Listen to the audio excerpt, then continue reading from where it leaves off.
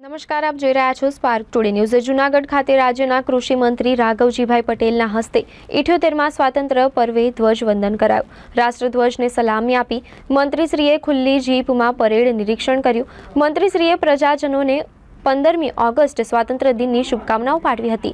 જિલ્લા કલેક્ટર અનિલકુમાર રાણા વસિયાના માર્ગદર્શન હેઠળ સ્વાતંત્ર્ય પર્વની ગર્વભેર ભવ્ય ઉજવણી કરાઈ હતી। મંત્રીશ્રીએ જૂનાગઢ જિલ્લાના વિકાસ કાર્યો માટે જિલ્લા કલેક્ટર અનિલકુમાર રાણા વસિયાને ₹25 લાખનો ચેક અર્પણ કર્યો હતો। જિલ્લા વહીવટી તંત્ર દ્વારા આયોજિત રાષ્ટ્રીય પર્વની ઉજવણીમાં દેશભક્તિસભર અને રંગારંગ સાંસ્કૃતિક કાર્યક્રમો રજૂ કર્યા હતા। ત્યારે કાર્યક્રમના અંતે મંત્રી રાઘવજીભાઈ પટેલ સહિતના મહાનુભાવોએ પોલીસ તાલીમ મહાવિદ્યાલયના પરિસરમાં વૃક્ષારોપણ કર્યું હતું।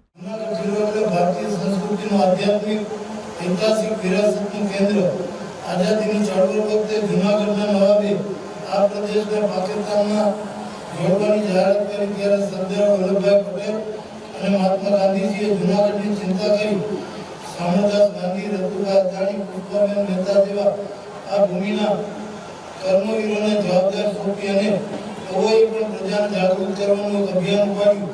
ઇતિહાસના હિરણ પર ચમકતા તારલા જેવા આ જૂનાગઢ જિલ્લાને પ્રગતિની વિકાસની નવીનતમ ઊંચાઈ પર લઈ જવા માનનીય મુખ્યમંત્રી શ્રી ભૂપેન્દ્રભાઈ પટેલના નેતૃત્વ હેઠળની રાજ્ય સરકાર કટિબદ્ધ છે। રાજ્ય સરકાર દ્વારા પ્રી મેટ્રિક શિષ્યવૃત્તિ યોજના હેઠળ વિદ્યાર્થીઓને ઉજ્જવળ ભવિષ્ય માટે વર્ષ 2023-24માં સામાજિક અને શૈક્ષણિક પછાત વર્ગ, આર્થિક પછાત વર્ગના ધોરણ 1 થી 10માં અભ્યાસ કરતા વિદ્યાર્થીઓને 14 કરોડ 49 લાખની શિષ્યવૃત્તિ તથા ગણવેશ સહાય